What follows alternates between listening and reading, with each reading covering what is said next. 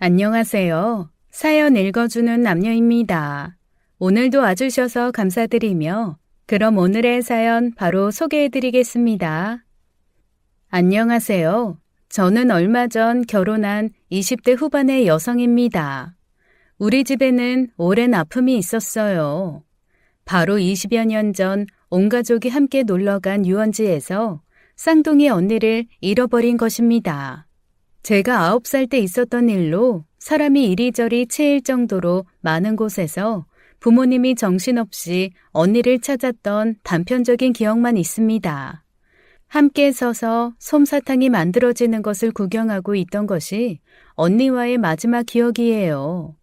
부모님께서는 바로 안내소에 미아 신고를 했고 아무리 기다려도 소식이 없어 경찰서에 실종 신고까지 넣었지만 끝끝내 언니를 찾지 못했습니다. 그 일로 우리 가족의 삶은 완전히 뒤바뀌어 버렸어요. 엄마는 매일같이 울면서 자기가 손을 놓지만 않았어도 언니를 잃지 않았을 거라고 자책하곤 했어요. 당일에 찍은 사진을 인화해서 실종 아동 전단을 만들었고 부모님은 매주 유원지 근처에 가서 전단지를 돌렸죠. 그 밖에도 언니 하나를 찾기 위해 온 친척들이 다 동원되었어요. 시간이 되면 모여 언니의 전단을 함께 붙이고 근처를 돌아다니며 언니 이름을 부르며 찾으러 다녔어요. 택시를 하는 큰아버지는 택시를 그만두기 전까지 10년 동안 언니 전단을 붙이고 운행하셨고 식당 하시던 작은 어머니도 언니의 전단이 하얗게 바래도록 붙여두시곤 했죠.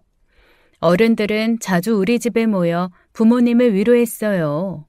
제대로 먹지 못하는 엄마를 위해 음식을 만들어다 주기도 하고 부모님이 언니를 찾으러 나갈 때마다 저를 돌봐주시면서 힘이 되어주시곤 했습니다.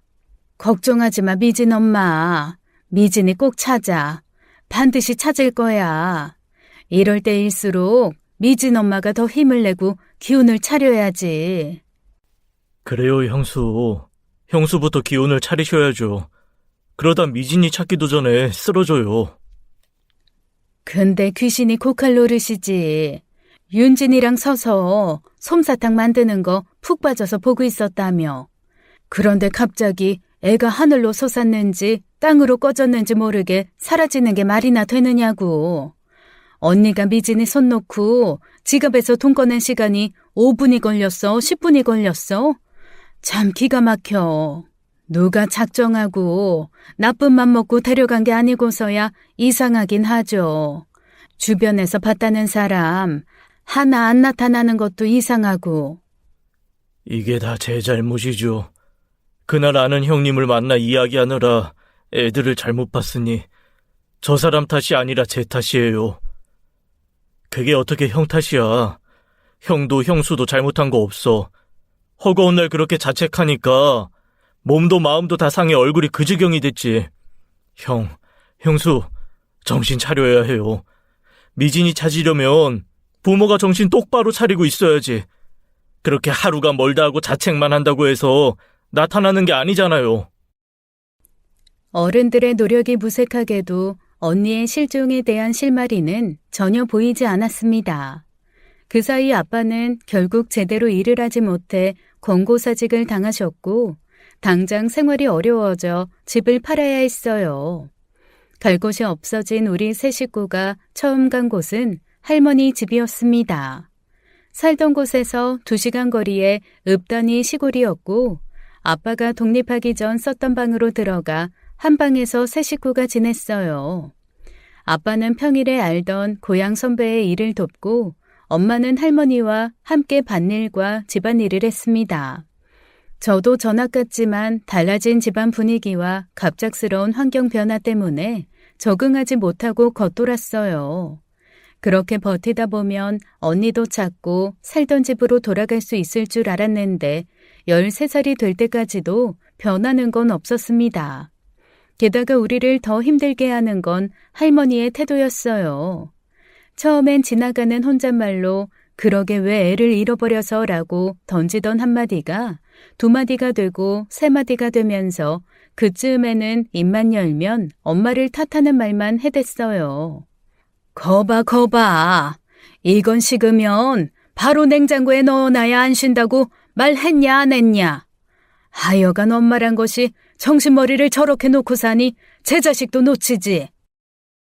엄마, 무슨 말을 그렇게 해요? 내 말이 틀렸냐? 애초에 저것이 미진이 그거 손을 꼭 붙들고 있었으면 애를 잃어버렸겠어? 봐라, 엄마가 엄마 노릇을 제대로 못하니 아주 그냥 집안이 풍비박산 나는 거다. 그게 어떻게 이 사람 잘못이에요? 그렇게 따지면 같이 있다 한눈 팔고 있던 제가 더 잘못이 크죠. 애를 붙들고 있었으면 끝까지 책임지고 보고 있어야지. 애는 엄마 책임이야. 지금 이 꼴을 봐라. 내가 널 어떻게 키워서 대학까지 보내놨는데 지금 나한테 얹혀 살면서 동식이 참일이나 하고 있고 내가 아주 속이 썩어 문드러진다. 속이 썩어 문드러져. 그런 식으로 말하면 저 더는 이 사람이랑 같이 이 집에 못 있어요. 안 그래도 자식이라 힘든 저희한테 왜 그렇게 야박하게 구세요? 그 사이 엄마는 아무 말도 못하고 정말 죄인처럼 고개만 숙이고 있었는데 저는 10수년이 지난 지금까지도 엄마의 그 모습이 기억납니다. 사람이 정말 마음고생이 심하면 하루아침에 머리가 하얗게 새는 거 아세요? 어느 순간 당시 30대였던 엄마의 머리가 완전히 백발에 가까워졌고 할머니 앞에서 죄인처럼 고개를 숙인 엄마는 멀리서 보면 할머니보다 더 늙어 보였어요. 그 순간 세상에서 우리 엄마보다 더 슬프고 힘든 사람은 없을 거란 생각을 했습니다. 소리 없이 서럽게 울던 엄마를 아빠가 데리고 나가자 할머니는 저를 흘겨보며 그러셨죠. 쌍댕이들은 통하는 것이 있다더만 너는 너희 언니 사라질 때 뭐했냐? 윤진이 네가 옆에 있었다며? 네 엄마가 정신머리 빠졌으면 너라도 이 언니 손 꼭 잡고 있어야지. 제가 아무런 대답도 하지 않고 서 있으니 맹추 같은 것이 말도 못한다고 머리에 꿀밤을 놓고 나가셨습니다. 저는 그럼 누구에게도 우는 모습을 보이고 싶지 않아 아무도 오지 않는 뒤안에서 쭈그려 앉아 한참 울었어요. 저도 내심 그런 생각을 하고 있었거든요. 제가 그날 솜사탕이 커지는 걸 구경하는 게 아니라 언니 손을 잡고 있었더라면 언니가 사라지지 않았을 텐데 적어도 손만 잡고 있었으면 언니가 손을 놓던 순간 언니가 사라진 방향으로 고개라도 돌렸을 텐데 하고요. 다른 형제 자매들도 마찬가지겠지만 저희는 쌍둥이라는 특징이 있어 그런지 늘 그림자처럼 함께하던 나와 똑같은 얼굴의 친구가 사라졌다는 사실에 자책감이 컸습니다. 결국 날이 갈수록 심해지는 할머니의 폭언에 그곳에 있기 어려워졌고 제가 중학생이 됐을 때 우리는 더 먼 외가로 가야만 했어요. 처음부터 외가로 가지 않았던 건 외가의 사정이 썩 좋지 않았기 때문이었습니다. 당시 외할아버지의 몸도 편찮으셨기에 우리 집 문제로 걱정을 끼쳐드리고 싶지 않았거든요. 할머니 집에 살았을 때는 주말마다 2시간 거리의 고향 유원지를 찾아다니곤 했는데 어쩔 수 없이 얼마간 언니를 찾으러 다니는 것도 포기해야 했습니다. 선자야, 미진이 잘 있을 거야. 근데 너는 엄마잖아. 선자 너 눈에는 윤진이는 안 보여? 윤진이 저거 여기 와서 한 번을 안 웃더라. 부모가 이러고 있으니 애가 눈치를 보고 웃겨도 웃음을 참고 눈물이 나오려고 해도 눈물을 참더라고. 윤진이 어렸을 때 얼마나 방긋방긋 잘 웃었어. 아직도 앤데 애어른이 돼가지고 부모 눈치 보게 만들면 되겠어? 알아. 나도 아는데 있는 윤진이라도 잘 봐야지 하다가도 윤진이 얼굴만 보면 미진이 생각나고 미진이도 윤진이처럼 저 얼굴로 자랐을 텐데 어디서 뭐라고 있을지 그런 생각만 하면 가슴이 그냥 콱 막혀. 아이고, 이 미련한 거사. 미진이는 미진이고 윤진이는 윤진이지. 내가 니만 모르는 것도 아니다. 나도 너 밑으로 하나 있던 네 동생 강가에 내놨다가 죽어버리고 그게 지금까지도 내 가슴에 딱딱한 돌멩이 같은 한이 됐어. 어디 가서 죽었는지도 살았는지도 모를 미진이 생각하면 네 속이 속이겠냐. 근데 나는 너랑 네 오빠 보고 버틴 거다. 그러다 너랑 네 오빠마저 잘못될까 싶어서 곁에 남은 자식들은 제대로 챙겨야지. 그쯤 되니 주변에서도 더 열심히 찾아보자는 말보다는 다시 예전과 같은 정상적인 가정을 꾸려야 한다는 설득과 같은 말이 더 많아졌어요. 사정은 안타깝지만 언제까지고 그렇게 살 수 없다고 하시면서요. 그래서 아빠는 다시 취직했고 월세 보증금부터 벌어 원래 살던 도시로 오게 된 것입니다. 부모님께서도 천천히 삶을 되찾으려고 노력하기 시작했고 제가 중학교 3학년이 됐을 때야 비로소 언니를 잃어버리기 전과 비슷한 삶을 되찾을 수 있었어요. 늘 그렇듯 엄마 화장대 위에 성적표를 올려놓았던 어느 날이었어요. 엄마가 제대로 집안일을 하기 힘든 상황이라 초등학교 때부터 집안일도 나서서 했습니다. 부모님이 오시기 전에 평소대로 밥솥에 밥을 앉혀놓고 저녁 때에 맞춰 냉장고에 있던 반찬통을 꺼내놓았던 평범한 어느 날이었죠. 집에 돌아온 엄마가 화장대 위에 있던 성적표를 오랫동안 보았고 갑자기 아빠와 나와서 저를 꼭 안아주었어요. 내 성적표는 항상 엄마 화장대 위에 있었는데 그날 처음으로 제대로 본 거였습니다. 전학을 다니고 제대로 적응을 못하며 친구들 사이에서도 겉돌 때 제가 할 수 있는 건 공부밖에 없었어요. 그나마 수학 문제집을 풀다 보면 2-3시간이 훌쩍 지나가 있었고 그럴 때면 잠시라도 해방감을 느끼곤 했죠. 그 덕에 학교 성적이 꽤 좋았고 특히 수학은 전교 1등을 놓친 적이 없을 만큼 우수했습니다. 그저 제가 할 수 있는 일을 하면서 버텼을 뿐인데 부모님께서는 당신들이 나를 제대로 돌보지 못한 사이에 내가 나 혼자 잘 버티고 있었다는 것에 미안함을 느낀 거죠. 엄마가 그동안 윤진이 몰라줘서 미안하다. 미진이만 보고 윤진이는 안 봐서 미안해. 아빠가 이제 윤진이 하고 싶은 거 다 할 수 있게 최선을 다하마.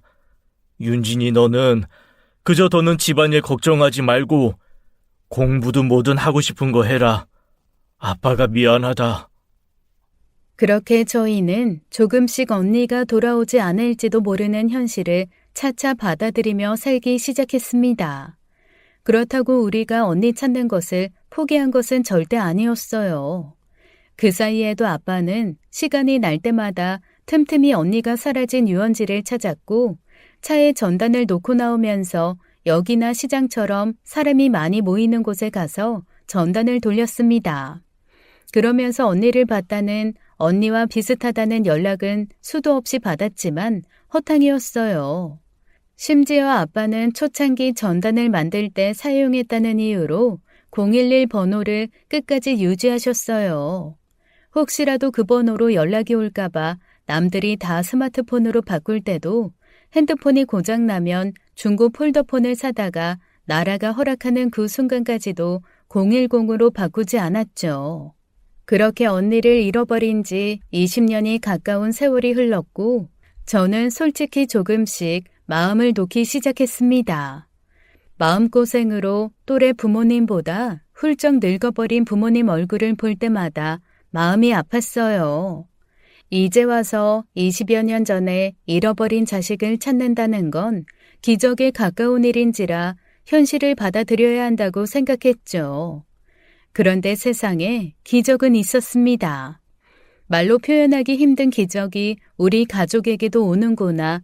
도무지 믿기 힘든 그 순간이 온 거예요. 경찰로부터 20여 년 전 실종된 언니일 가능성이 높은 사람을 찾았다는 연락이 왔습니다. 부모님께서 경찰서에 등록해 놓은 유전자와 일치하는 사람이 나타났다는 거였어요. 한 번도 그렇게 가능성이 높은 연락을 받아본 적이 없는 데다가 최근 들어서는 가짜 연락마저도 없던 터라 심장이 터질 것처럼 뛰었습니다. 가능한 빠른 시간을 잡아 만나러 간 곳에서 우리 가족은 그대로 얼어붙고 말았어요. 정확한 유전자 검사가 필요했지만 그곳에서 저희를 기다리고 있던 그 사람을 보는 순간 유전자 검사 따위는 필요하지 않다는 것을 알았습니다. 저와 똑같은 얼굴을 한 언니가 그곳에 서 있었거든요. 엄마는 다리가 떨려 제대로 걷지 못하겠다면서 저한테 기댔고 그 힘으로 겨우 언니에게 가서 매달려 엉엉 울었습니다. 그야말로 울음바다가 되어 저희를 돕기 위해 나오신 분들도 모두 한마음으로 축하해 주시며 눈물을 흘렸어요. 자그마치 20여 년입니다. 언니를 잃어버리고 나서부터 그 순간을 얼마나 기다리고 그 기적을 얼마나 애타게 바랬는지요. 미진아, 아이고, 우리 미진이 맞네. 요리 영락없는 미진이 맞아. 아빠 알아보겠어. 여기 윤진이. 쌍둥이 동생 윤진이도 알아보겠어. 엄마와 아빠의 오열에 가까운 물음에 언니는 고개를 끄덕였고 저도 언니와 뜨거운 포옹을 했습니다. 부모님은 늘 제가 있어 다행이라고 했는데 그중 가장 큰 이유는 아무리 시간이 흘러도 제가 있는 한 언니의 얼굴은 절대 잊지 않을 거라는 이유였어요. 스타일이 조금 달랐던 것뿐이지 저와 언니는 처음 보는 사람들마저도 어머어머 소리가 절로 나오게 같았습니다. 어떻게 된 거야? 지금은 어떻게 살고 있어? 결혼은 했어? 아직 결혼은 안 했어요. 그때 기억은 제대로 나지 않지만 어떤 아줌마가 절 데려갔다는 것만 기억나요. 그리고 지금의 양부모님 집에서 살게 된 거예요. 여기서는 5시간이 걸리는 곳이라 살면서 여기가 어딘지도 다 잊어버려서 못 찾았어요. 최근에서야 유전자 등록하면 찾을 수 있다는 이야기를 듣고 혹시나 하고 해본 거였어요. 저도 이렇게 빨리 제 가족을 찾게 될 줄은 몰랐는데. 그래, 고생했다. 고생했어. 이제라도 찾아서 얼마나 다행인지 몰라. 지금은 뭐해? 계속 양부모님 집에서 지낸 거야? 최근엔 근처에서 친구랑 같이 살다가 하는 건 없어요. 그냥 이 일 저 일. 집이 어려워서 대학은 못 갔고 그래서 취직도 어렵더라고요. 언니는 당시 친부모님을 잃은 충격 때문인지 뭔지 몰라도 저처럼 단편적인 기억만 있을 뿐이었어요. 유원지 같은 곳에서 부모님을 잃어버린 건 기억하는데 그곳이 어떤 유원지인지도 기억 못했습니다. 드문드문 어떤 여자한테 붙들려 빠르게 걸어갔다는 기억과 양부모님 집에 누워 잠에서 깬 기억만 난다고 했죠. 그런데 자꾸 부모를 찾아 우는 언니를 양부모가 으름장을 놓으며 다신 부모를 찾지 말라고 해서 한 번도 친부모나 저에 대한 기억을 입 밖으로 꺼내지도 못한 채 김수진이라는 이름으로 살았다고 합니다. 오랫동안 애가 안 생기는 집이었고 형편은 좋지 않았다고 해요. 그렇다고 다정한 부모도 아니어서 자주 싸웠고 그럴 거면 집 나가라는 소리를 달고 살았다고 하고요. 한 번도 사교육은 받아본 적이 없어 기술을 가르쳐주는 고등학교에 갔는데 그마저도 적성에 맞지 않고 학교 생활에 문제가 생겨 겨우 졸업했을 정도로 힘들게 살았던 모양이에요. 언니의 지난 이야기를 듣고 있던 저희는 눈이 붓도록 울었습니다. 우리의 실수로 인해 언니가 지난날 너무 힘든 삶을 살았다는 자책이 물밀듯이 밀려왔죠. 집에 들어와라. 네가 언제라고 돌아올 거라고 생각해서 네 방도 만들어놨어. 이제 엄마가 너 하고 싶은 거 다 하게 해줄게. 우리 미진이 그동안 주지 못한 사랑 죽을 때까지 다 줄 거야. 저희는 언니를 키워주신 양부모님을 찾아 자초지종을 듣고 감사의 인사를 하고 싶었어요. 그래도 어쨌거나 지금까지 언니를 키워주신 분들이니까요.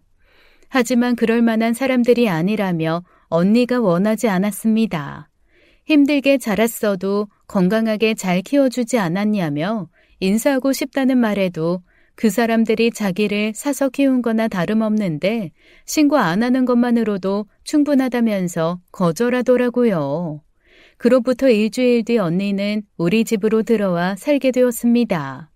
엄마는 저희가 쌍둥이라는 이유로 언니 방을 준비할 때도 저와 똑같은 가구로 채워 넣어주셨어요.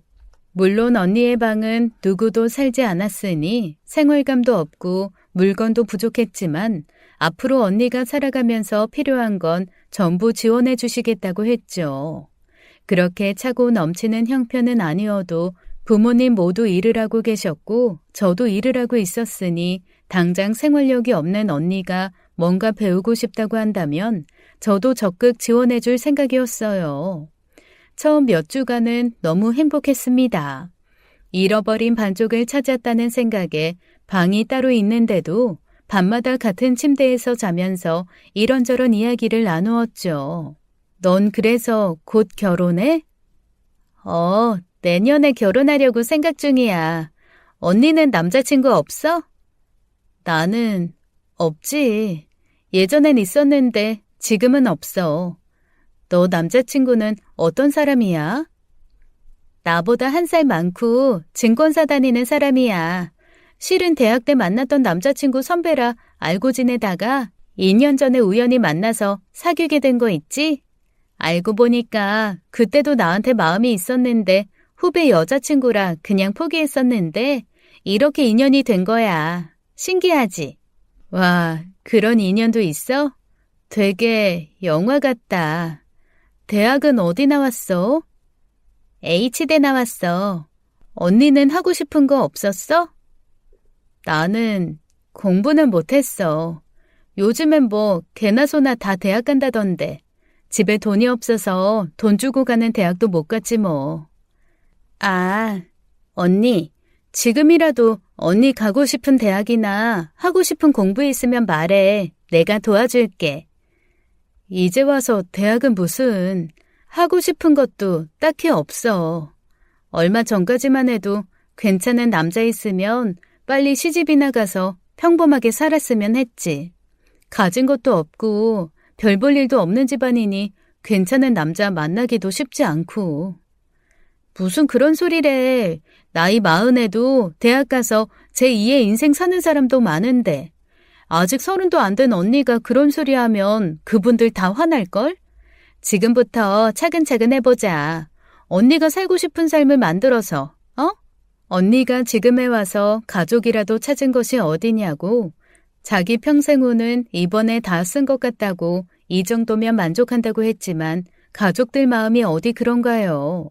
그래서 뭐든 하고 싶은 거 다 하고 가지고 싶은 거 다 말하라고 했습니다. 그런데 그 말이 생각지도 못한 방향으로 흘러가는 거예요.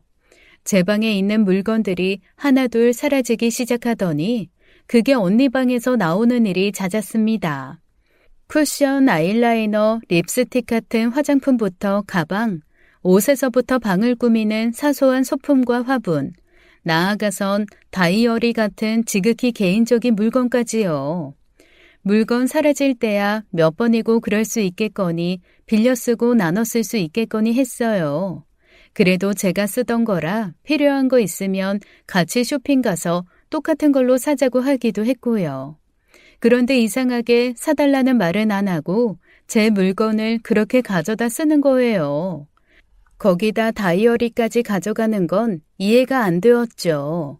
제가 손글씨 쓰는 것도 기록하는 것도 좋아해서 여전히 매년 다이어리를 쓰는데 그 안에 업무 일정이나 사소한 약속과 더불어 짧은 일기를 쓰고 있던 터라 기분이 좋진 않더라고요. 언니, 다른 건 그렇다 치는데 다이어리 같이 개인적인 물건에는 손 안 댔으면 좋겠어. 그냥 궁금해서 한번 읽어봤어. 근데 좀 서운하다.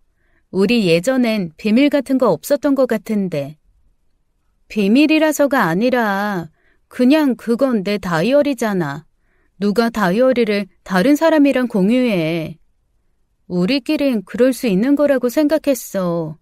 우리는 쌍둥이인데 이 정도쯤은 괜찮을 줄 알았는데. 아니, 봐도 상관없긴 한데 아무리 쌍둥이라고 해도 프라이버시라는 게 있는데 그렇게 말도 없이 개인적인 기록을 가져가서 보는 건 좀 아니지. 다이어리 필요하면 같은 걸로 사다 줄게. 됐어. 나는 다이어리 쓰는 거 안 좋아해. 그런 사소한 갈등이 몇 번씩 생겼습니다. 남자친구와 함께 찍은 사진이나 남자친구에게 선물 받은 물건들을 언니 방에서 찾곤 했어요. 물건이 사라질 때마다 언니 방에 들어가서 뒤지고 있자니 지금 대체 뭐 하는 건가 싶어 현타가 오더라고요. 속상한 마음에 언니가 없을 때 엄마에게 하소연도 해봤어요. 자꾸 내 물건 함부로 만지고 쓰는 거 솔직히 불쾌해. 너가 좀 참아. 미진이가 한 번도 그런 거 제대로 가져본 적도 없다잖아. 물건 망가진 거 있으면 엄마가 다시 사줄게. 다시 사는 게 문제가 아니라 오빠가 기념일에 사다 준 것도 마음대로 하고 다니고 물건 없어질 때마다 언니 방으로 찾으러 다니는 것도 현타와. 그리고 왜 오빠랑 찍은 사진까지 가져가? 알았어. 엄마가 그러지 말라고 말할 테니까 언니한테 너무 뭐라고 하지 마라. 응? 저도 그런 생각을 입 밖으로 꺼내기가 쉽지는 않았습니다. 언니 사정 뻔히 아니 가능한 많은 것을 당연하게 양보하고 싶었어요. 그런데 언니 행동에 불쾌감을 느낄 때마다 오히려 제가 잘못하고 있다는 생각이 들어 괴롭기도 했거든요. 그래서 사실 제가 나서서 할 수 있는 건 거의 없었고 결국 남자친구에게 받은 선물은 따로 남자친구한테 맡기기에 이르렀습니다. 이걸 다 가지고 온 거야? 다 나눠가지고 다 가져가도 되는데 솔직히 오빠한테까지 받은 선물을 공유하고 싶진 않아. 너도 상황이 난처하겠다. 윤진이 너도 어떻게 보면 그 일로 평생 외동으로 혼자 편하게 살다가 자매가 생긴 거니 불편하기도 하겠지. 내가 못된 건가? 빌려가겠다. 이것 좀 사다 주라. 그런 말도 없이 다른 사람 물건 만지는 게 일반적이진 않잖아. 그러게. 쌍둥이라 그런가? 특히 일란성 쌍둥이들은 네 거 내 거 없이 공유하면서 지내긴 한다던데. 난 싫어. 싫은 건 싫은 거야. 양보해도 되는 게 있고 하면 안 되는 게 있지. 아무리 20년 만에 찾은 쌍둥이 언니여도 내 모든 걸 다 양보할 순 없지. 조금만 참아. 결혼하게 되면 헤어져 살 텐데. 너 성격에 나중에 좀만 참을 거라고 괴로워할 거 뻔하니 하는 말이야. 알지? 그나마 남자친구가 제 마음을 알아주는 것 같아 위로가 되었어요. 남자친구 말대로 결혼하게 되면 따로 살게 되니 제가 조금만 더 참으면 된다고 생각했죠. 그러다 사건이 터진 게 남자친구에게 프로포즈를 받은 다음 날이었어요. 이미 약속된 결혼에 프로포즈니 선물 같은 거 필요 없다고 했는데 남자친구는 형식적인 프로포즈라도 하고 싶다고 하더라고요. 그래서 명품 가방 그런 건 진짜 필요 없으니 정해주고 싶으면 A사 노트북을 사달라고 한 적이 있어요. 그런데 생각지 못한 날에 프로포즈 반지와 함께 그 노트북을 받은 거죠. 제가 공대를 나와 기계에 관심이 많기도 하고 지금 쓰던 오래된 노트북을 버리고 새 노트북이 필요하던 차였거든요. 프로포즈 반지를 받고도 언니 생각이 나서 남자친구한테 맡기고 당장 업무에 쓰려고 노트북이랑 꽃만 집으로 가져왔죠. 그런데 다음날 일어나 보니 꽃도 노트북도 감쪽같이 사라진 거예요. 책상 위가 빈 것을 보자마자 언니가 한 짓이라는 걸 알고 머리끝까지 뚜껑이 열려 언니 방으로 뛰어갔습니다. 아니나 다를까 꽃도 언니가 화병에 꽂아 자기 협탁에 놓아두고 제가 뜯지도 않은 노트북은 그새 뜯어 이것저것 살펴보고 있더라고요. 지금 뭐 하는 거야? 왜 소리를 질러? 내가 어제 이거 오빠한테 프로포즈로 받은 꽃이랑 선물이라고 했잖아. 근데 왜 손대? 꽃이든 노트북이든 필요하면 엄마 아빠한테 사달라고 하면 되잖아. 꽃이야 어디에 두든 예쁘게 보기만 하면 되고 노트북도 내가 필요해서 좀 가져왔어. 너는 노트북 있잖아. 있든 없든 내 물건이잖아. 언니, 그거 내 물건이라고. 언니가 쓰고 싶으면 얼마든지 엄마 아빠가 사준다는데 왜 자꾸 내 물건에 손을 대? 내가 남자친구한테 받은 선물을 언니가 손대는데 그러면 기분이 안 나쁘겠어? 그게 왜 기분이 나빠? 나도 너한테 가진 게 있으면 다 주고 싶어. 난 가진 게 없어서 너한테 줄 건 없고. 내가 가지고 싶은 걸 네가 가지고 있어서 나도 쓰려던 것 뿐인데 그렇게 화를 내야 돼? 뭐? 아니, 그러니까 너는 다 가져보면서 살았잖아. 그래서 지금도 다 가지고 있잖아. 엄마, 아빠 사랑도 그동안 가지고 싶은 것도 다 가지면서 네가 하고 싶은 대로 다 하고 살았잖아. 근데 이런 것도 이해 못 해줘? 너는 이해 못 하겠지. 내가 지금 어떤 심정인 줄 알아? 나는 아무리 먹어도 배가 고파. 엄마랑 아빠가 이제 와서 못다 준 사랑 퍼준다고 퍼주는데도 그게 성에 안 차서 나도 힘들어 죽겠어. 너는 나처럼 산 적 없잖아. 그날 사라진 게 내가 아니라 너였어도 네가 이런 말 할 수 있었을까? 다른 사람은 몰라도 넌 날 이해해줘야지. 언니가 울부짖는데 저는 말문이 턱 막히고 말았습니다. 기어이 건드리면 안 되는 것까지 건드리고만 기분이었어요. 언니의 심정을 아니까 그런 이야기를 하게 될지도 모르니까 참은 거였는데 결국 제가 참지 못해서 언니의 깊은 상처까지 찔러버린 것 같아 미안하기도 했고요. 하지만 언니도 모르는 게 있잖아요. 언니를 잃어버리고 엄마도 아빠도 나도 얼마나 힘들게 살았는데요. 집도 직업도 잃고 다시 이 자리로 올라오기까지 우리 가족이 얼마나 힘들었는데 그건 하나도 모르면서 마치 언니가 없는 사이에 모든 걸 혼자 누린 나쁜 사람을 만들다니요. 하지만 거기다 대고 그 말들을 차마 할 수가 없었습니다. 엄마 아빠가 소란을 듣고 왔고 언니가 엉엉 울면서 하는 말들을 다 듣고는 언니를 감싸며 위로해주기 시작한 거예요. 마치 저만 빼고 다 같이 한마음이 된 듯 처음으로 저는 우리 가족 울타리 밖에 있다는 느낌이 들었습니다. 그렇게 얼마 동안은 서먹서먹하게 지내게 되었어요. 눈도 마주치지 않고 그 후로는 언니도 제 방에 들어와 제 물건에 손대지도 않았죠. 엄마는 저를 회유하며 먼저 언니한테 말을 걸어보라는데 그러고 싶지 않았습니다. 언니도 언니지만 계속 언니의 마음만 헤아려 주길 바라는 부모님께 서운한 마음도 있었거든요. 그러던 어느 날이었어요. 함께 저녁을 먹던 자리에서 언니가 하고 싶은 것이 있다고 이야기를 꺼낸 겁니다. 실은 전부터 네일샵 해보고 싶었어. 네일샵? 아이, 그 손톱 하는 거. 당신도 전에 손톱 예쁘게 하고 싶다고 한 번인가 갔잖아. 그거? 전에 윤진이가 데려다줘서 한번 가봤는데 비싸긴 해도 하고 나니 손톱이 깨끗해지고 예뻐져서 기분 전환 되더라. 그런 건 그냥 할 수 있나? 배워야 하고 자격증도 따야 해. 나도 이제 뭐라도 내 밥벌이하고 살아야 하는데 그거라도 배워서 샵 운영해보고 싶어.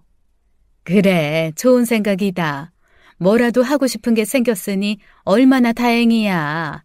그건 어디 학원에 등록하면 되는 거야? 부모님은 언니가 하고 싶은 꿈이 생겼다는 것에 무척 좋아하셨어요. 물론 저도 내내 무기력하게 집에만 있던 언니가 스스로 하고 싶은 게 있다고 했을 때 기쁘기도 했죠. 그런데 그 언니의 꿈 때문에 저에게 문제가 생긴 겁니다. 언니가 한창 네일 교육을 받으러 다니던 어느 날 엄마가 저를 조용히 불러 그러더라고요. 알아보니까 네일샵은 매장이 크지 않아도 된다고는 하는데 그래도 매장 계약하고 얼마가는 수입이 없을 수도 있으니 월세도 지원해줘야 하고 재료비 준비에 그래도 돈이 좀 들더라. 그래서 말인데 윤진아, 엄마 아빠가 너 결혼할 때 해주기로 했던 돈, 그 돈을 좀 써야 할 것 같아. 뭐? 엄마, 그건 아니지. 그럼 어떡해. 언니가 대출이라도 나오면 반은 알아서 해결해봐라 그러겠지만 언니 사정 알잖아. 게다가 지금까지 언니한텐 뭘 가르쳐주지도 못했는데 너한테는 너무 미안한데 엄마 마음이 그래. 경호도 벌이가 좋고 너도 잘 벌잖아. 지금 부족하게 시작해도 금방 채울 수 있을 거야. 내가 채우기 힘들어서 엄마한테 도와달란 건 아니잖아. 가뜩이나 직업이며 집안이며 기우는 결혼 같아서 시댁 눈치 보이는데. 그래도 결혼 허락해 주셨잖아. 그런 건 다 갚으면서 시댁에 잘하고 그러면 되는 거야. 응? 윤진아, 언니 한 번만 도와주자. 응? 엄마가 그렇게 간절히 부탁하는데 거기다 대고 잃어버렸다 찾은 언니만 자식이냐 할 수는 없었어요. 맡겨놓은 돈도 아니고 사실 부모님도 언니를 그렇게 찾게 될 거라곤 생각하지 못했을 때 한 약속이었고요. 사회 초년생 때부터 같이 살면서 다달이 생활비로 적지 않은 돈을 주기도 한 저로서는 억울한 점도 있었죠. 하지만 당장 언니 먹고 살길 만들어준다는데 그 돈으로 결혼하겠다고는 말이 나오지 않았습니다. 결국 남자친구에게 솔직히 털어놓고 양해를 구했고 남자친구는 그게 무슨 큰 문제라고 걱정이 무색하게도 제 상황마저도 포용해 주었죠. 저는 예정대로 결혼 준비를 하기 시작했고 언니는 자격증을 따고 네일샵을 열었습니다. 여느 자매들처럼 싸웠다가 다시 가까워지는 과정에서 또 부딪히는 일이 생겼어요. 그래서 저는 언니와 더는 불필요한 감정 싸움을 하고 싶지 않아 결혼 전 신혼집에서 남자친구와 살기 시작했습니다.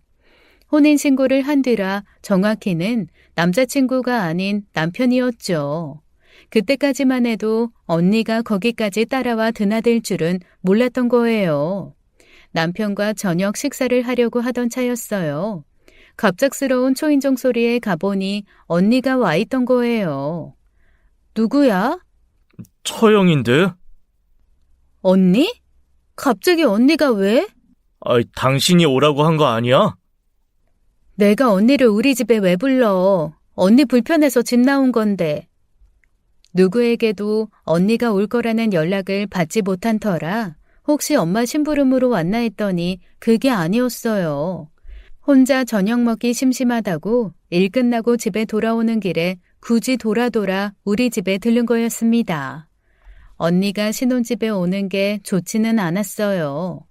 입주 전 살림을 다 들여놓고 꾸민 신혼집을 여기저기 들쑤시듯 보고 다니던 표정이 마음에 걸렸거든요. 딱 제가 가진 물건들을 탐내던 그 표정이었습니다. 언니가 왔다 가면 또 내 물건들이 하나씩 없어지겠구나 싶어 그 뒤로 따로 부른 적도 없어요. 밥 먹고 있었네. 나도 같이 먹자. 잘 됐다. 김치찌개야? 고기 넣었어? 에이, 뭐야. 참치 넣었네. 집에 가서 먹지 왜 왔어. 말도 없이.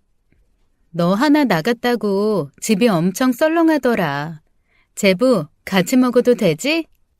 그럼요. 앉으세요. 밥 가져다 줄게요. 어머, 센스. 잘생겨, 키 커, 직업 좋아, 자상해. 진짜 내 스타일이야. 우리 쌍둥이라 그런가? 어떻게 남자 보는 눈도 똑같지? 언니? 얘는 무슨 말을 못해. 지 남편이라고 챙기는 거 봐. 너 그러면 나 좀 서운해. 너 옛날에 기억 안 나? 우리 결혼해서도 같이 살기로 했잖아. 윤진이가 그랬어요? 그럼 우리는 영혼의 단짝이라고 하면서 죽을 때도 같이 묻히자고 했는데? 말도 안 되는 소리 하지 마. 그때 우리 나이가 몇이었는데 결혼이니 묻히니 그런 말을 했겠어? 그랬을 거라는 거지. 우리는 쌍둥이잖아. 쓸데없는 소리 좀 하지 말고 빨리 먹고 가. 예전엔 언니 하면서 내 뒤만 졸졸 따라다니더니 변했다, 변했어. 그런 일들이 한 주 걸러 한 번은 꼭 있었어요. 조용히 밥이나 먹고 가면 모를까 자꾸 선을 넘으며 농담이라고 하는 말이 불쾌하기 짝이 없었죠. 매번 말도 없이 찾아오는데 집 앞에까지 찾아온 사람을 가라고 할 수도 없어 어떤 날은 없는 척도 했고요. 그러다 보니 퇴근할 때마다 오늘도 언니가 오진 않을까 하는 생각에 스트레스가 너무 컸어요. 한 번은 밥을 다 먹고 남편이 설거지하는데 갑자기 뒤에서 남편을 와라 껴안는 거예요. 남편이 놀라 밀쳐내자 놀란 얼굴로 뻔뻔하게 그래요. 난 줄 알았어? 나 윤진이랑 되게 비슷하게 생겨서 모를 줄 알았는데. 알죠. 스타일도 다른데요. 아, 그런가? 나도 윤진이처럼 머리카락이 좀 짧으면 더 닮았으려나? 더는 참을 수 없어 결국 부모님을 찾아 자초지종을 이루며 말했습니다. 남편도 있는 자리라 그런지 전처럼 마냥 제게 양보를 요구하지는 못하시고 고개를 못 들더라고요. 엄마, 언니 좀 심해. 이건 그냥 어렸을 때 잃어버린 시간을 보상받고 싶은 마음을 더 넘어선 거라고. 구서방한테는 미안하게 됐어. 얘가 사랑받지 못해 커서 그러니 좀 이해해 주게. 이게 그냥 단순히 사랑받지 못한 행동이니 이해해야 한다는 게 아니야. 몇 번이나 그런 하면 안 되는 행동이다. 그렇게 하지 말아라. 일일이 가르치는 것도 문제고. 가르쳐도 그걸 이해하지도 않고 제멋대로 구는데 심각하다고 생각하지 않아? 너네가 떨어져 살아서 그렇지 내내 붙어 살았으면 그런 건 장난이라고 생각하고 넘어가 주기도 했을 텐데 싶고 그래. 뭐? 엄마가 그때 네 언니 손만 제대로 잡고 있었어도 너네가 이렇게 남처럼 대면대면하게 크지는 않았을 건데. 그래, 너는 기억 못하겠지만 니네 둘이 껌딱지처럼 붙어 살면서 니 거 내 거 없이 지냈어.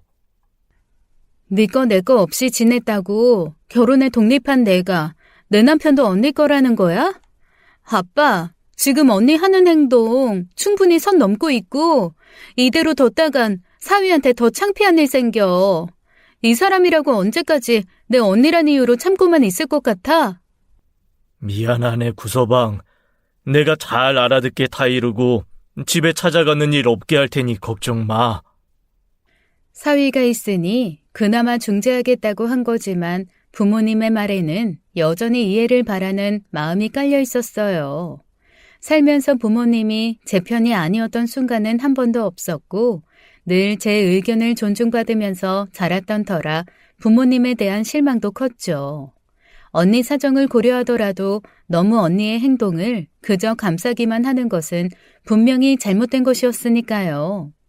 지난번에 노트북 사건으로 언니에게 쏟아부은 뒤로 제 입으로 거친 말을 하고 싶지 않아 참았는데 기어이 언니랑 크게 한바탕 하는 일이 또 생기고 말았습니다.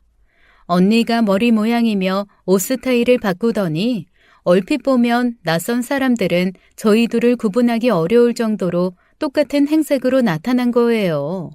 부모님 관절에 좋다던 영양제를 사다 집에 들렀다가 어찌나 당황스럽던지요. 제가 나타나자 부모님은 마치 어렸을 때 저희 자매를 보는 것 같다고 너무 좋아하시고 그러니 제가 거기다 대고 뭐라고 할 수가 없었습니다. 제부, 어때? 이러니 좀 구분하기 힘들 것 같지 않아? 네? 네, 그렇네요. 그렇지? 그렇다니까. 나도 이제 제부 같은 남자 만날 수 있으려나? 엄마, 이거 매일 아침 저녁으로 식후에 한 포씩 먹어요. 그럼 이만 가볼게. 아니 왜 밥이라도 먹고 가지 않고. 그래, 먹고 가. 모처럼 왔으면서 왜 그냥 가?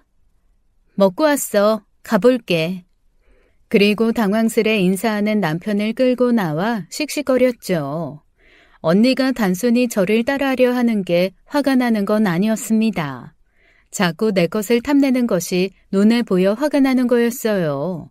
자꾸 자기 취향이네 뭐네 하면서 남편을 건드는 것만큼은 저도 참을 수가 없었습니다. 남편도 느끼는 바가 있는지 나와서 말없이 손을 꽉 잡아주더라고요. 더는 언니 마주치는 일이 없도록 철저히 선을 긋고 대해야겠다고 결심하며 살던 어느 날이었습니다. 결혼식을 올리기 전 마지막 명절이었고 모처럼의 명절날이니 다 함께 복작복작한 집에서 놀다 자고 가라는 부모님의 말씀에 제가 썼던 방에서 하룻밤 머물게 됐어요. 저녁에 맥주를 마셔 그런지 자다가 깼습니다. 새벽에 화장실을 갔다가 방에 돌아온 저는 너무 놀라 비명을 질렀어요. 제가 누워있던 자리에 언니가 누워 제 남편을 껴안고 있었던 거예요. 야! 이게 대체 뭐 하는 짓이야? 뭐야, 윤진아. 처형? 뭐야? 어머, 나 미쳤나봐. 미안해, 제부. 내가 술을 너무 많이 마셨나봐. 어떡해, 술이 웬수지. 난 내 전 남자친구인 줄 알고 진짜 미안해. 내가 정신이 없어서 입까지 맞추고. 뭐? 윤진아, 나는 진짜 어둡고 그래서 당연히 너라고 생각하고 실수야. 나 진짜 몰랐어. 아니, 왜 처형이 여기에 있는 거예요? 뭐야, 무슨 일인데 그래? 야, 너 미쳤냐? 너 정신 나갔어? 정신병자야? 뭐? 야, 송윤진, 너 언니한테 선 넘지 마. 선은 네가 먼저 넘었지. 언니 하면서 언니 대접해줬으면 그만한 책임을 느껴야지. 기껏 이분 먼저 태어난 게 무슨 유세라고.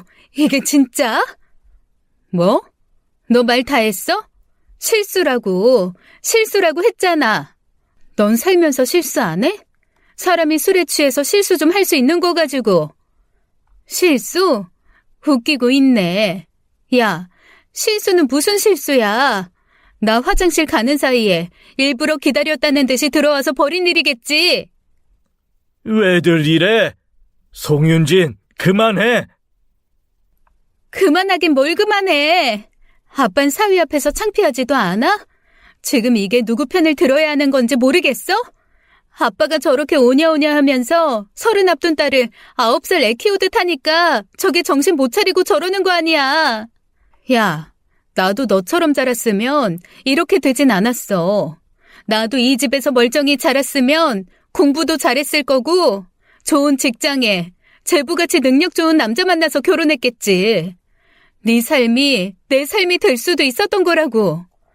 얼굴도 똑같은데 자란 환경이 같았으면 나도 너처럼 살 수 있었어. 제발 그만 좀 해. 그래, 나 너 어떻게 자랐는지 몰라. 근데 너도 모르잖아. 나라고 얼마나 편하게 산 줄 알아? 너 잃어버리고 하룻밤 사이에 새하얗게 샘머리로 매일 밤 우는 엄마. 퇴근하면 너 찾겠다고 온 지역을 뒤지고 다니느라 매번 부재 중인 아빠. 그 사이에서 나는 뭐 얼마나 관심이나 사랑받고 자란 줄 알아? 착각하지 마. 너만 힘들었던 거 아니야. 너 힘들었다고 지금 이렇게 비상식적인 행동까지 봐줘야 할 이유 없다고. 그만해라 윤진아. 그만해. 오빠, 나와. 송미진, 너 나한테 그리고 이 사람한테 진심으로 사과할 때까지 우리 얼굴 볼 생각도 하지 마. 나 언니한테 제대로 된 사과 받을 때까지 이 집에 오는 일 없을 거니까 엄마 아빠도 그런 줄 알아. 그렇게 속에 있는 말 다 쏟아내고 나온 새벽, 남편 차 안에서 얼마나 울었는지 모릅니다. 잘못한 것도 없으면서 미안하단 말을 수도 없이 하는 남편의 사과를 들으면서요. 정말 제대로 된 사과 받기 전까지는 얼굴도 볼 생각이 없었어요. 날이 밝은 뒤 온 엄마의 전화에 내 결혼식에도 부르지 말라고 으름장을 놓았습니다. 그런데 또 엄마가 울면서 한 번만 봐달라고 하는 거예요. 나는 엄마 사과 듣고 싶은 게 아니라 송미진 걔 사과를 받고 싶은 거야. 잘못한 건 걘데 왜 엄마가 그래? 윤진아, 그러지 말고 한 번만 좀 봐줘. 미진이가 질투가 나서 그래. 들어보니 전에 만났던 남자애들이 하나같이 인간 같지도 않은 애들이었나 보더라. 얼마 전까지 남자랑 동거했는데 걔도 사람을 패서 감옥에 갔나 봐. 그래서 뭐, 엄마는 무슨 말이 하고 싶은 건데. 언니가 그렇게 나쁜 남자들만 만나서 그러는 거니까 오빠를 나눠 쓰면서 좋은 남자 만나는 기분도 공유하라 이거야? 그게 아니라 그냥 그러려니 하고 이해를 해주라는 거지.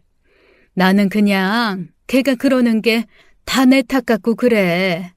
엄마랑 아빠가 부족해서 애를 그렇게 만들었나 싶고. 엄마, 솔직히 그래, 내가 언니가 자란 환경에서 자란 건 아니지만 나였으면 저러지 않았을 거야. 제대로 도움받을 수 있는 환경을 갖췄으면 이제라도 제대로 살아보려고 노력하면 되는 거잖아. 내 거 탐내서 가져간다고 해서 그게 언니 거가 돼?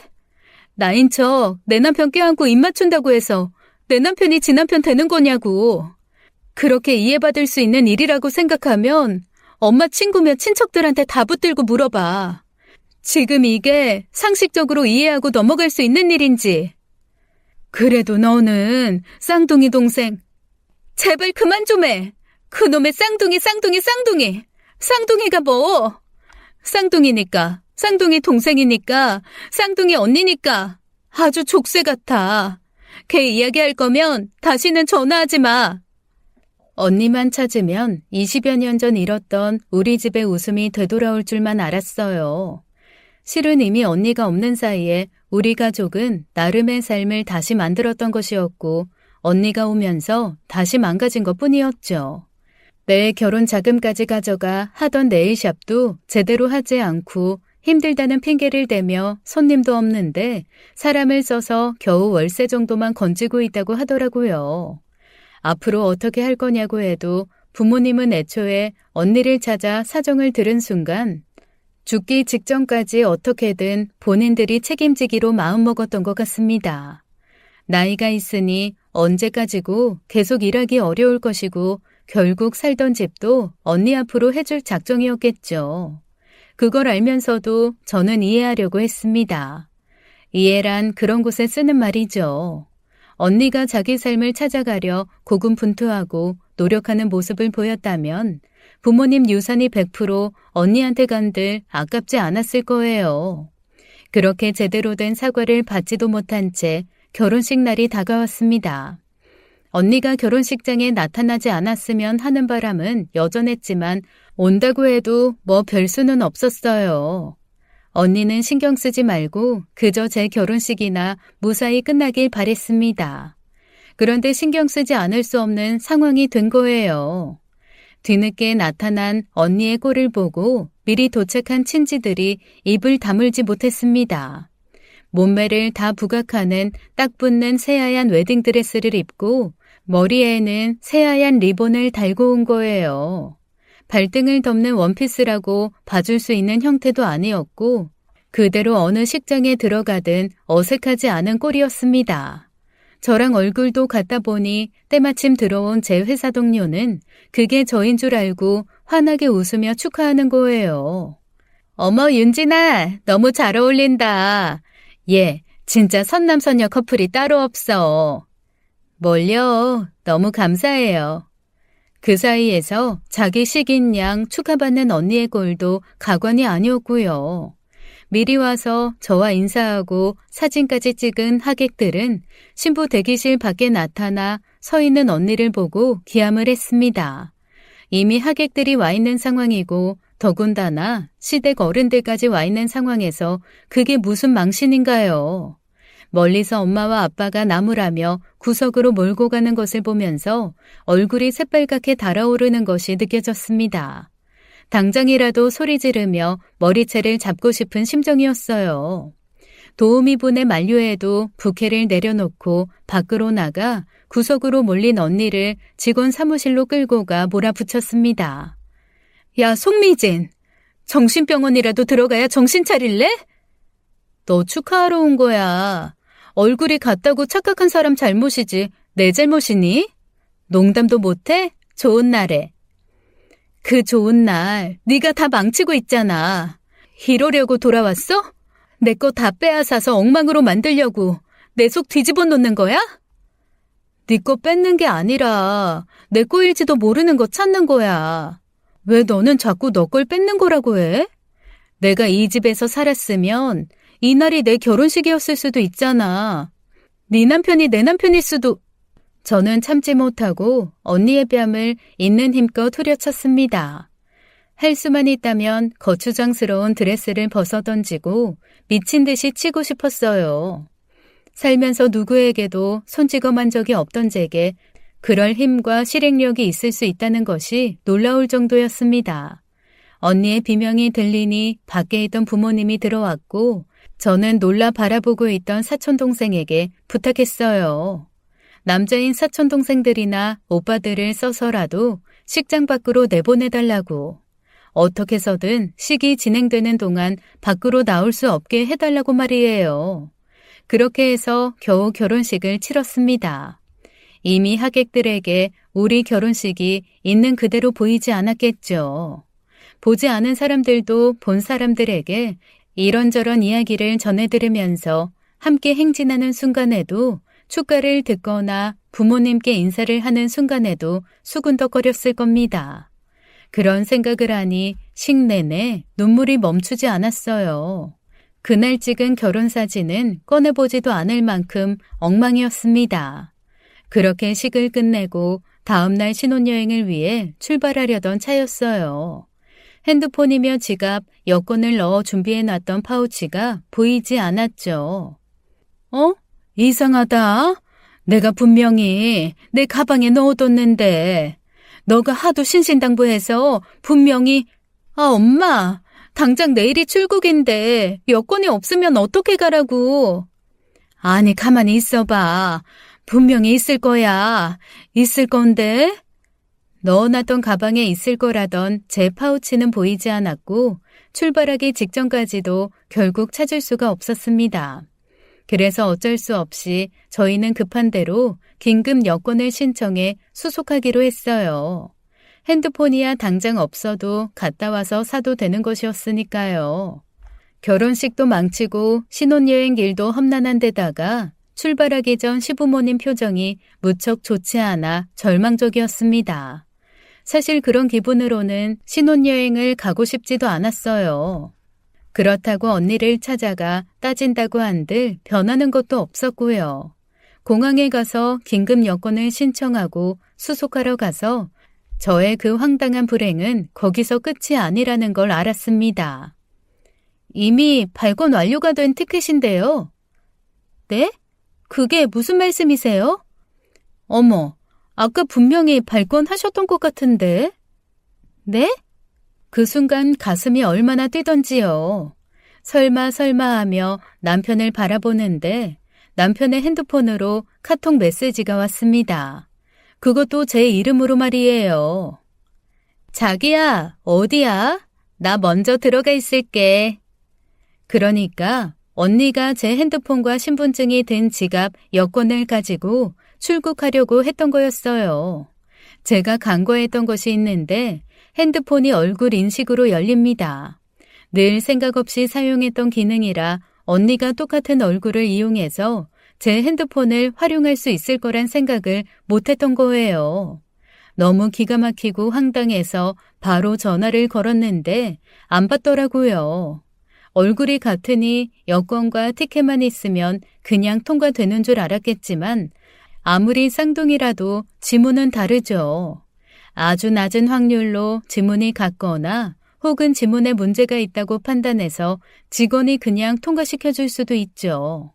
그렇다고 제가 순순히 언니의 출국을 도울 생각은 눈꼽만큼도 없었습니다. 어차피 지문 때문에 출국 심사도 통과 안 될 거고 내가 긴급 여권 받아서 그 여권으론 들어갈 수도 없어. 경찰에 붙잡혀가고 싶지 않으면 당장 이 구역으로 와. 마지막 기회야. 언니가 오길 기다렸지만 언니는 메시지를 읽고도 나타나지 않았습니다. 저희 부부도 신혼여행에 가지 못했어요. 남편에게 온 메시지를 받았을 때만 해도 머리끝까지 화가 나서 어쩔 줄을 몰랐는데 오히려 언니를 기다리는 시간에 마음이 차분해지더라고요.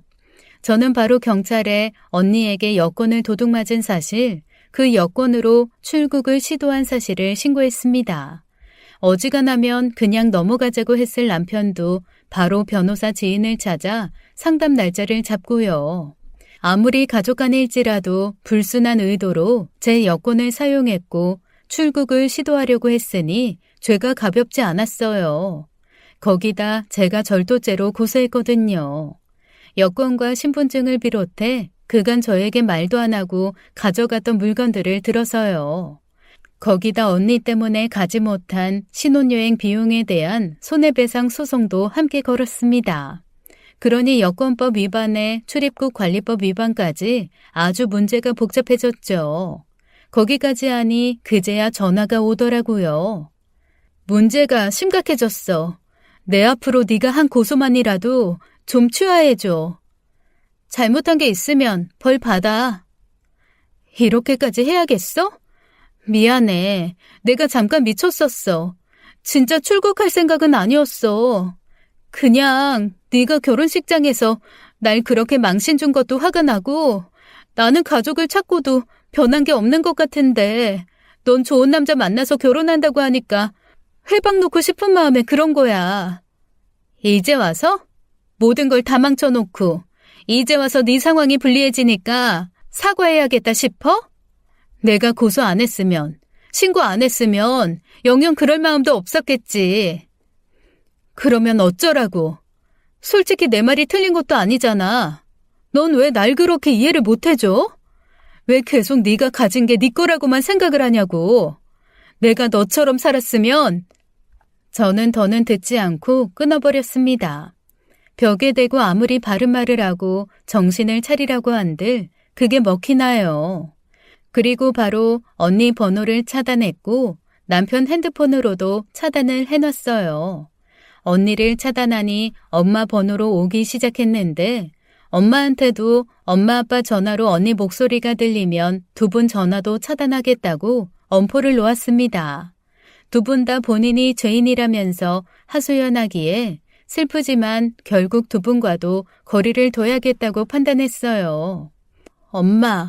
엄마랑 아빠는 내가 아무리 언니 때문에 힘들고 괴롭다고 해도 엄마 아빠한테 세상에서 가장 불쌍한 사람은 언니일 거야. 그치?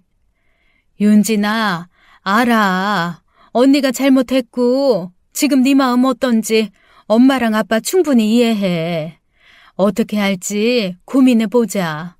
언니도 반성하고 있으니 어떻게든. 아니 엄마? 언니는 지금 자기가 위기에 빠져 있으니 그런 소리를 할 수 있는 거야. 애초에 처벌받을 일이 없으면 나한테 미안하다 사과할 일 같은 거 없을 사람이라는 거 엄마도 알잖아. 윤진아, 엄마 아빠는 언니한테 가진 죄책감에 절대 언니 놓지 못할 거고 나는 그 피해를 내 남편이랑 나눠 가질 생각 전혀 없어. 나중에 내 자식이라도 태어났을 때 언니가 어떻게 할지 생각하면 소름 끼쳐. 다 생각해서 하는 말이야. 잘못한 건 벌을 받고 정신과 치료받게 해. 그게 진짜 언니를 위한 길이니까.